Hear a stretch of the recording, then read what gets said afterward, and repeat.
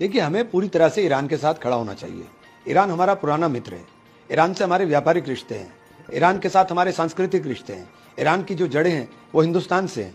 तो ईरान के साथ हमें मजबूती के साथ खड़ा होना चाहिए और हर तरह से ईरान ने हमारे साथ हमेशा साथ दिया है। इसलिए हमें इस बुरे वक्त में ईरान के साथ मजबूती के साथ खड़ा हुआ दिखाई देना चाहिए।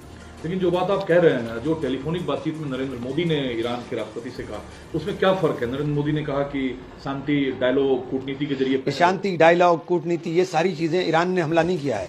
ईरान के ऊपर हमला हुआ है। ईरान के ऊपर हमला हुआ है। जब ईरान ने कहा कि मेरे जो न्यूक्लियर प्रोग्राम है वो सारे अंतर्राष्ट्रीय एजेंसी की निगरानी के अंदर है, आप आकर के जांच कर लें।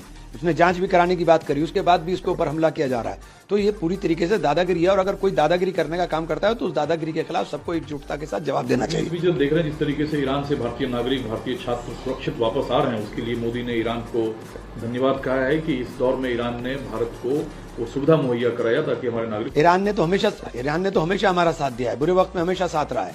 तो हमें ईरान के साथ मजबूती के साथ खड़ा होना चाहिए।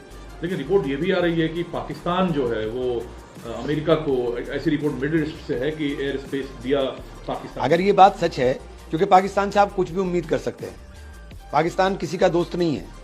लेकिन सर, आपको कथनी और करनी में फर्क, पाकिस्तान कह कुछ रहा है, कर कुछ रहा है। मैं कहता रहा हूँ, मैं तो पहले दिन से कहता हूँ धूर्त हैं, तो कोई नई बात तो नहीं है ना। दूसरा जो अबू आजमी ने भारतीय खून है और उसने भारत और ईरान के बीच सदियों पुरानी सांस्कृतिक और व्यापारिक मित्रता एक बार फिर चर्चा में है। विशेषज्ञों और नीति निर्माताओं का मानना है कि मौजूदा भू राजनीतिक परिस्थितियों में भारत को अपने पुराने मित्र ईरान के साथ और मजबूती से खड़ा होना चाहिए।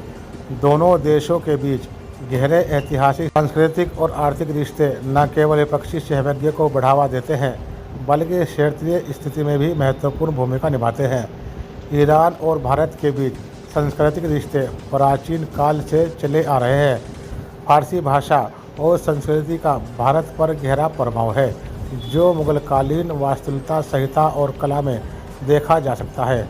मशहूर फारसी कवि जैसे रूमी और हाफिज की रचनाएं भारतीय सांस्कृतिक प्रेमियों के बीच आज भी लोकप्रिय है।